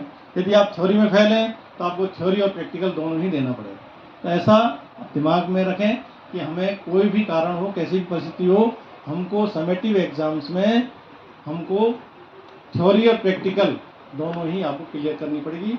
और दोनों सेपरेट क्लियर करनी पड़ेगी, आपको जोड़ करके पास नहीं कर सकते। नेक्स्ट, ये आपका जो उसका इलेक्टिव का जो मैटर था, उस इलेक्टिव मैटर में एक एग्जांपल इसके आगे वाले पर रुक जाओ। इसमें जो आपके 3 टर्म बता रखे हैं, उस 3 टर्म में क्या है, इसमें क्या है कि जो इलेक्टिव था ना, उसमें इलेक्टिव में आपके तीनों प्रॉप में अलग अलग नाम दे रखे हैं। एक है FA, FB और FC। इसी तरह से सेकंड प्रॉप के लिए दे रखा है SA, SB और SC। और थर्ड प्रॉप के लिए लिख रखा है TA, TB और TC। मतलब फर्स्ट प्रॉप में FA, फर्स्ट टर्म का जो असेसमेंट है उसमें 15 नंबर वाला जो मैटर है वहाँ, और 30 नंबर वाला है, तो किस तरह से उसकी कैलकुलेशन होगी, first term, second term, third term, और फिर फाइनल एवरेज। फाइनल एवरेज आपका H कॉलम में जाएगा। आगे कैलकुलेशन सहित मैंने बता रखा है, समझा रखा है, इसको निकालना। हाँ, ये जैसे आपने आपका फर्स्ट टर्म हुआ, फर्स्ट पीरियोडिकल हुआ, तो उसमें क्या है, जैसे आपका फर्स्ट पीरियोडिकल में आपका 15 नंबर में से बाय द वे आपके 12 नंबर आए, सेकंड पीरियोडिकल में आपके 15 में से 11 आए, थर्ड पीरियोडिकल में आपके 13 आए, तीनों का एवरेज कितना हो गया, 12। इसको 30 से कन्वर्ट करते हैं तो आपका एवरेज हो गया 20। इसको मल्टीप्लाई करिए, पहले तो आपको 12 से 15 के भाग दीजिए, 0.8 इंटू 30, 24 मार्क्स आपके बन गए। जहाँ 30 नंबर ऐड होने इंटरनल असेसमेंट के, वहाँ 24 ही हो गए। फिर आपका टर्म टेस्ट होता है ना, पहला वाला 6 महीने बाद वाला, उसमें आपके मान लीजिए 30 में से 22 नंबर आए, तो आपका दोनों का एवरेज कितना हो गया, 23। 24 प्लस 22 46, और दोनों का बटा 2 मतलब 23। अर्थात फर्स्ट टर्म में आपका इतना करने के बाद में आपका कितना नंबर बना, 23। ऐसा ही सेकंड टर्म का, ऐसा ही थर्ड टर्म का। थर्ड टर्म में केवल आपका पीरियोडिकल का 2 का ही एवरेज निकाला है, तो आपके लास्ट जो H कॉलम में नीचे देखिए E प्लस F बटा 2, 23, 21 और 26। मतलब आपका फर्स्ट टर्म, सेकंड टर्म और थर्ड टर्म, इन तीनों का, तीनों पीरियोडिकल का एवरेज यहाँ नीचे निकाल रखा है। Average of 3 terms assessment marks shown in H column 23, 21, 26, total 70 का फिर 3 से भाग दिया है, अर्थात 23.3 मार्क्स आपके ऐड होंगे H कॉलम में। ऊपर देखिए, आप ऊपर 23.33 लिख रखा रेड पेन से, तो वो आपका जहाँ 30 नंबर पीरियड है, उस 30 नंबर वाले कॉलम में आपके नंबर कितने गए, 23.3। अगर 15 वाला है तो उसको 15 से मल्टीप्लाई करना। ऐसा आपका कैलकुलेशन पीरियोडिकल्स का असेसमेंट का होगा। जो ये कैलकुलेशन का काम आपके ऑफिस पर छोड़ दीजिए, आपको तो अपने असेसमेंट पर, आपके पीरियोडिकल पर ध्यान देना कैसे कैलकुलेशन होगी, लेकिन अच्छे से अच्छा अपना प्रयास करना है। सभी को मस्ट है पीरियोडिकल में, टर्म टेस्ट में अटेंड रहना। यदि आप इनमें अटेंड नहीं रहते हैं, आप इसमें फेल हो जाते हैं, कम नंबर आते हैं, तो आप एलिजिबल भी नहीं रहेंगे एग्ज़ाम में बैठने के लिए। अभी मेडिकल कॉलेज पाली का मेरी बेटी का मैटर है, तो हालांकि वहाँ 150 बच्चे थे, तो 150 बच्चों में से 35 लोगों को एग्ज़ाम के लिए नॉट एलिजिबल कर दिया इस टर्म टेस्ट की वजह से। इन फ्यूचर हमारे यहाँ भी ऐसा हो सकता है, इसलिए अपन को इस चीज़ को पूरे सीरियसली लेना है कि कोई भी टर्म टेस्ट में हमको एब्सेंट नहीं रहना है और अच्छे से बेटर प्रयास करना है। नेक्स्ट, ये आपका जो फर्स्ट प्रॉफ का जो मार्क्स डिवीजन है, कितने नंबर के कितने पेपर होंगे, जैसे SNAI मतलब संस्कृत और आयुर्वेदिक के 2 पेपर होंगे, 200 नंबर के होंगे, हर पेपर 100 नंबर का होगा। प्रैक्टिकल आपका 100 का होगा, जिसमें से 75 का वाइवा होगा, और 10 नंबर का FA होगा। FA कहाँ से आया, ये जो अपने इलेक्टिव सेलेक्ट करे थे ना, फर्स्ट इलेक्टिव, सेकंड इलेक्टिव और थर्ड इलेक्टिव, वहाँ मैंने बताया था ना, आपको 5 आवर्स के 5 क्रेडिट के 2 पॉइंट मिलेंगे। तो अगर आपने 5 क्रेडिट के 10 नंबर लिए हैं तो 10 के 10 ऐड हो जाएंगे आपके, अन्यथा जितने आएंगे उतने इसमें काउंट होंगे, वो यहाँ होंगे। और आपका इंटरनल असेसमेंट जो अभी मैंने कैलकुलेशन बताई आपको, 15 वाली और 30 में, मैंने 30 वाली बताई, तो 30 वाली नीचे है ना, इसमें पदार्थ विज्ञान में, क्रिया शारीर में, रचना शारीर में, जो 30 में से 23.33 आया था ना अभी, वो यहाँ 30 की जगह वहाँ 23 ऐड हो जाएगा। कहीं दिक्कत आ रही है क्या? ऐसा लग रहा है मुझे, अभी थोड़ी सी महसूस हो रहा है कि आप लोगों को नहीं आ रहा समझ में। कहीं है प्रॉब्लम? नहीं है, समझ में आ रहा है ना? यहाँ दो चीज़ें आ रही है इसमें, एक तो इलेक्टिव के मार्क्स और एक आपके इंटरनल असेसमेंट के मार्क्स। इलेक्टिव के मार्क्स आपके जो क्रेडिट मिलेगा वो 10 नंबर के 3 सब्जेक्ट में जाएगा, संस्कृत और इतिहास में, पदार्थ विज्ञान में और संहिता अध्ययन वन में। ऐसे सेकंड क्रॉप में भी अलग सब्जेक्ट में जाएगा, थर्ड क्रॉप में अलग जाएगा, 3 में वहाँ जाएगा, 3 में वहाँ जाएगा। लेकिन इंटरनल असेसमेंट सबका है, किसी का 15 नंबर का वेटेज है, किसी का 30 नंबर का वेटेज है। तो संस्कृत और जो आपका संहिता अध्ययन है वो 15-15 नंबर का वेटेज है और बाकी का आपका 30 नंबर का है। तो 30 नंबर वाले को हम कैसे कलेक्ट करेंगे, कैसे कैलकुलेट करेंगे, ये हमको भी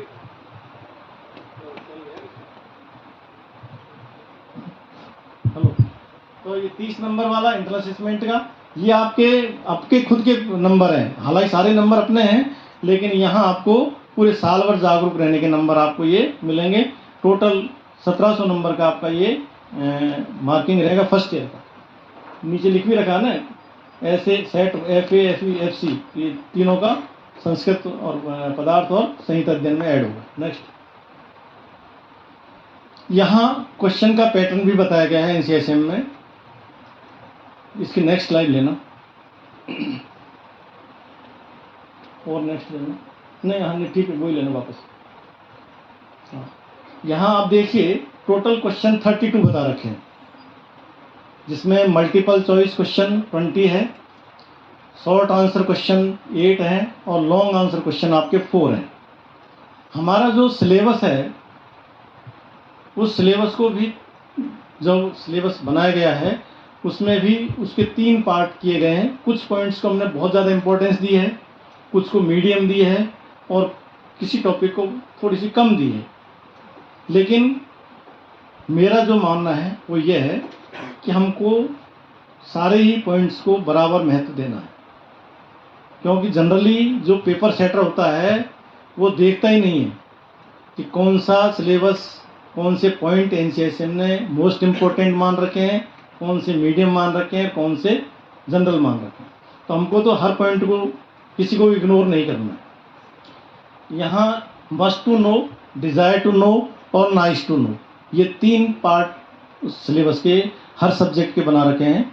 मस्ट टू नो में मतलब है आपको ये तो अच्छे से ही पढ़ना है, बहुत सीरियसली, बहुत गंभीरता से, तल्लीनता से पढ़ना है। उसमें से आपके मल्टीपल चॉइस के 15 क्वेश्चन आएंगे, शॉर्ट आंसर के 7 आएंगे और लॉन्ग आंसर के चारों क्वेश्चन उसमें से आएंगे। इसी तरह से डिज़ायर टू नो 100 मतलब आपको मीडियम रूप से इनको, इन टॉपिक्स को देखना है, करना है। उसमें से 3 मल्टीपल चॉइस, 1 शॉर्ट आंसर और निबंधात्मक, ऐसे टाइप का कुछ नहीं आएगा। इसी तरह से नाइस टू नो मतलब ठीक है, आपको सुन लेना चाहिए, समझ लेना चाहिए, ज़्यादा गहराई से नहीं देखना। उसमें से सिर्फ 2 मल्टीपल चॉइस के क्वेश्चंस, लेकिन मैक्सिमम इनका उल्टा होता है, कई बार उल्टा हो जाता है। तो उस परिस्थिति के लिए आपको खुद को तैयार होना है। और यहाँ तो BMS में तो चलो हम मान लेते हैं, लेकिन जब हम आगे हमारे कंपटीशन एग्ज़ाम देंगे, PG लेवल का देंगे या किसी MO मेडिकल भर्ती का देंगे, उसका देंगे, तो वहाँ ऐसा कोई डिवीज़न नहीं होता है, nice to know, must to know, वहाँ हमको कुछ भी आ सकता है। इसलिए हमको सारे टॉपिक्स को अपने लेवल पर अच्छे से रीड करना है, अच्छे से समझना है। तो टोटल 32 क्वेश्चंस आपके आएंगे, जिसमें से मस्ट टू नो में से 26, डिज़ायर टू नो में से 4 और नाइस टू नो में से 2। वापस पहली स्लाइड आने से, यहाँ क्वेश्चन का जो पैटर्न बता रखा है उसमें बता रखा है कि मल्टीपल चॉइस के जो क्वेश्चंस हैं, अब मल्टीपल में अभी मैंने खुद ने देखा है कि पेपर मल्टीपल चॉइस लिख रखा है, आपको ऑप्शन दिए जाएंगे 4, लेकिन कोई ज़रूरी नहीं है। आपसे 1 वर्ड में आंसर भी पूछा जा सकता है, आपको फिल इन दी ब्लैंक्स भी कहा जा सकता है। इसका मतलब है आपको लाइन टू लाइन आपको टॉपिक्स को पढ़ना है। भाई मल्टीपल का भी ये उद्देश्य है। मल्टीपल में तो हमको क्या, थोड़ा सा सपोर्ट मिल जाता है, आइडिया लग जाता है कि नहीं ये तो ये आंसर ठीक है। जैसा आपने नीट के एग्ज़ाम दी है, मल्टीपल चॉइस से दी है, लेकिन यदि आपको 1 वर्ड में आंसर देने को कहा जाए थोड़ा सा टिपिकल हो जाएगा। लेकिन जिनकी डीप स्टडी है वो तो कन्फर्मेटिव है, वो तो उसको भी करेंगे। और एक fill in the blanks, fill in the blanks थोड़ा सा मीडियम है। तो यहाँ मल्टीपल चॉइस में तीनों तरह के कोई सा भी क्वेश्चन पैटर्न आ सकता है। ऐसे 20 क्वेश्चन आपके एक एक नंबर के आएंगे, टोटल 20 नंबर के। शॉर्ट आंसर क्वेश्चन जो है आपके 8 क्वेश्चन आएंगे, वो लगभग 100 शब्दों में उनका आंसर देना होता है। ऐसे 5-5 नंबर के आएंगे, टोटल 40 नंबर के 40 मार्क्स के वो आपके शॉर्ट आंसर क्वेश्चन होंगे। 4 लॉन्ग आंसर होंगे जिनके 300 शब्दों में आंसर देने होते हैं, और वो 10-10 नंबर के होते हैं, टोटल 40 नंबर के। ऐसे एक पेपर 100 मार्क्स का होगा। जैसा आपने अभी शुरू में देखा था कि हमारा संस्कृत और इतिहास कितने पेपर थे, 2 पेपर थे ना, 100 नंबर का फर्स्ट पेपर, 100 नंबर का सेकंड। ऐसे रचना में, ऐसे क्रिया में, ऐसे कुल 1700 नंबर का टोटल वहाँ आपको डिवीजन दे रखा था। तो यहाँ थ्योरी के पेपर 100 नंबर के किस ढंग से आएंगे, यहाँ इसका मार्क्स डिवीजन बता रखा है। और आगे ये आपका प्रैक्टिकल का हेडिंग है कि जो भी प्रैक्टिकल्स होंगे आपके एग्जाम में, चाहे वो एनाटॉमी का हो, फिजियोलॉजी का हो, या द्रव्यगुण का हो, या रसशास्त्र का हो, तो केवल वाइवा बेस्ड नहीं है, वाइवा बेस्ड नहीं है। और आपको केवल मार्कशीट में टोटल मार्क्स दिखाई देते हैं। आपको ये लगता है जनरली, हमारे स्टूडेंट में खूब जानता हूँ अच्छे से, कि मुझे तो 100 में से केवल 60 नंबर दिए, मुझे 100 में से केवल 70 नंबर दिए। ऐसा नहीं है, आपके हर चीज़ के मार्क्स अलग अलग हैं, वो ऐड होकर के ही आते हैं। केवल एक टीचर वाइवा में अपने लेवल पर कुछ कर सकता है, बाकी में तो आप ही करोगे। जैसे मान लीजिए आपको स्पॉटिंग करने को दी, आपको 10 नंबर की स्पॉटिंग दी, 10 आपको ड्रग्स रख दिए, 10 आपको बॉन्स रख दी, आपको उसमें से आंसर देना। आपने अगर उसमें सही लिखा 10 में 10 नंबर ला सकते हैं, आप 10 में 0 भी हो सकते हैं। आपको आइडेंटिफिकेशन के लिए ऐसा मैटर हो गया, आपको प्रैक्टिकल करने के लिए दे दिया कि आपको डिसेक्शन करना है, आपको ये मेडिसिन बनानी है, वो मान लीजिए 10-10 नंबर के हैं, एक मेजर प्रैक्टिकल, एक माइनर प्रैक्टिकल। आपने फिजियोलॉजी केमिस्ट्री में करे होंगे ना सब, फिजिक्स में और केमिस्ट्री में करेंगे नहीं करे, या सभी डमी रहे? तो फिजिक्स और केमिस्ट्री में आपने देखा होगा कि ये वर्नियर कैलिपर्स का प्रैक्टिकल करना है, स्लूइस करना है, हाइड्रोमीटर करना है, तो वहाँ इतने नंबर का ही प्रैक्टिकल होगा। तो उसमें से आपने कितने नंबर लिए, वो हेडिंग नंबर 1, 2, 3 ऐसे करके उसके डिवीजन कर रखे हैं हर प्रैक्टिकल के, कि रसशास्त्र में क्या होगा, द्रव्यगुण में क्या होगा, किसी में हर्बल ड्रग को पहचानना है, किसी में रॉ सूखे द्रव्य को पहचानना है। तो उन सब के हेडिंग नंबर 1, 2, 3 करके उसका मार्किंग सिस्टम रहेगा। वाइवा वॉइस कितने का है वो होगा। आपका इंटरनल असेसमेंट अगर है उसमें, तो उसमें कितने नंबर आए, जो आया था ना अपनी IA करके आया था, 15 नंबर, 30 नंबर है ध्यान, वो कैलकुलेशन करके बताई थी, वो यहाँ ऐड होगा। और इलेक्टिव यदि किसी में है एप्लीकेबल, जिनमें जैसे 3 सब्जेक्ट में था ना इलेक्टिव, 10 में से 10, 10 में से 8, तो वो यहाँ ऐड होगा। ऐसे टोटल मार्क्स 100 या 200 में से कितने प्रैक्टिकल आएंगे, इस तरह की हेडिंग एक मास्टर लिस्ट बनेगी, अवार्ड लिस्ट बनेगी, और उसकी एग्जाइल लिस्ट आपकी अवार्ड लिस्ट में शो होगी। बाकी सारी चीज़ें यूनिवर्सिटी के पास या डिपार्टमेंट के पास में इस फॉर्मेट में अवेलेबल रहती है। तो ये इसका एग्ज़ाम का ये तरीका है। नेक्स्ट, ये आपका इंटर्नशिप का क्राइटेरिया है। टोटल 12 महीने की इंटर्नशिप होती है, उसमें से आपके पास में 2 रास्ते हैं। 6 महीने की आप अदर देन इंस्टीट्यूट कर सकते हैं, एलोपैथी की कर सकते हैं, एलोपैथी हॉस्पिटल में जा सकते हैं। अगर आप 12 महीने की अपने खुद ही इंस्टीट्यूट में करते हैं, आयुर्वेद की प्रैक्टिस करते हैं, तो वहाँ इस तरीके से डिवीज़न है। जैसे काय चिकित्सा की OPD है, काय चिकित्सा IPD है, उसमें 1.5 महीने 3 महीने ड्यूटी लगेगी, 12 महीने की करते हैं तो, और केवल 6 महीने की यहाँ करते हैं तो 1.5 महीने की ड्यूटी लगेगी आपकी। सालाकी की शल्य की है, सालाकी की 1 महीना 3 वीक, ये सब मतलब पूरा डिवीज़न बता रखा है कि आपको 12 महीने की OPD में, 12 महीने की इंटर्नशिप में किस डिपार्टमेंट के अंदर में, जो डिपार्टमेंट बता रखे हैं, काय चिकित्सा, शल्य, सालाक, स्त्री रोग, कौमारवित्त, पंचकर्म, विष चिकित्सा, और इनमें ये 7 डिपार्टमेंट में आपको OPD, आप IPD OPD इंटर्नशिप के ड्यूरेशन में करनी है। किसी में 1.5 महीने, किसी में 3 महीने, किसी में 3 वीक, किसी में 4 वीक। तो ये डिस्ट्रीब्यूशन इंटर्नशिप का रहेगा। टोटल 12 महीने का। आपके रिजल्ट के बाद, फाइनल के रिजल्ट के बाद आपकी इंटर्नशिप स्टार्ट होगी, और आपको उसी टाइम पर निश्चय करना है कि मुझे 12 महीने की यहीं करनी है या किसी 6 महीने की यहाँ करनी है। 6 महीने की आपको एलोपैथी हॉस्पिटल में करनी है, तो 6 महीने के हिसाब से चार्ट बनेगा, या साल भर के हिसाब से आपका ड्यूटी रोस्टर आपका अलॉट होगा। ये इस तरह से इंटर्नशिप का ड्यूरेशन है। ये आपकी साइट्स हैं, आप CCM से आप अपना इलेक्टिव्स वगैरह सेलेक्ट करने के लिए आप देख सकते हैं। रूल्स रेगुलेशन या आपका सिलेबस है, वो सारा चीज़ें आपको अवेलेबल रहेगी इसमें। नेक्स्ट, किसी को कोई क्वेश्चन आप लोगों को? नहीं, सब मना कर रहे हैं। चलो ठीक है। नेक्स्ट, एकम सत्य विप्रः बहुधा वदन्ति। सत्य एक है, लोग उसे अलग अलग तरीके से बोलते हैं।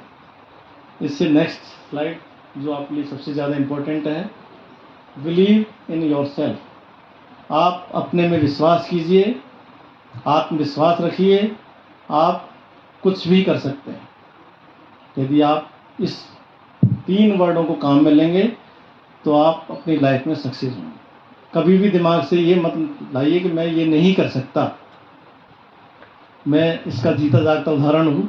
जैसे अभी पिछले 10 साल पहले मैं लैपटॉप चलाना नहीं जानता था, डेस्कटॉप चलाना नहीं जानता था, लेकिन हिट एंड ट्राई से खुद के ऊपर आत्मविश्वास रख करके मैंने मैक्सिमम काम में किसी के भरोसे नहीं छोड़ता, खुद करता हूँ। चाहे वो अभी सबने बताया ना एग्ज़ाम कंट्रोल का काम है, तो मुझे किसी के ऊपर विश्वास नहीं है मेरे अलावा, मैं खुद ही करता हूँ। चाहे वो पेपर बनवाने का हो, चाहे कॉपी चेक करवाने का हो। ये सब जानते हैं जोधपुर वाले कि मैं सेल्फ अपने आप सारा डिसाइड करता हूँ, इसलिए कि मैं खुद जानता हूँ। अगर मैं किसी क्लर्क के भरोसे या किसी टीचर के भरोसे या किसी और थर्ड पर्सन, तो वो सीक्रेसी इतनी आपकी आउट होगी। तो बिलीव योरसेल्फ, मतलब अपने आप पे आत्मविश्वास रखिए। Thank you.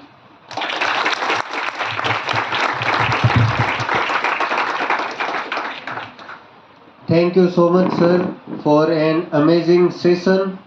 और सर ने जो भी बातें हमें बताई है वो हमें बहुत ज़्यादा हमारे लिए ज़रूरी है। अगले 5.5 साल तक एक एक चीज़ को अच्छे से हमारे लिए क्लेरिफाई किया है।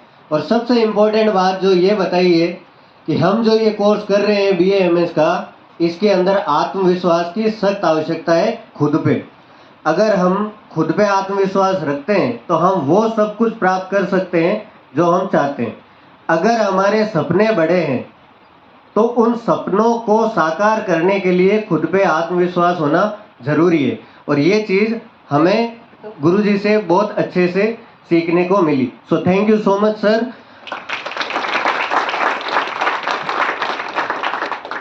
और सर के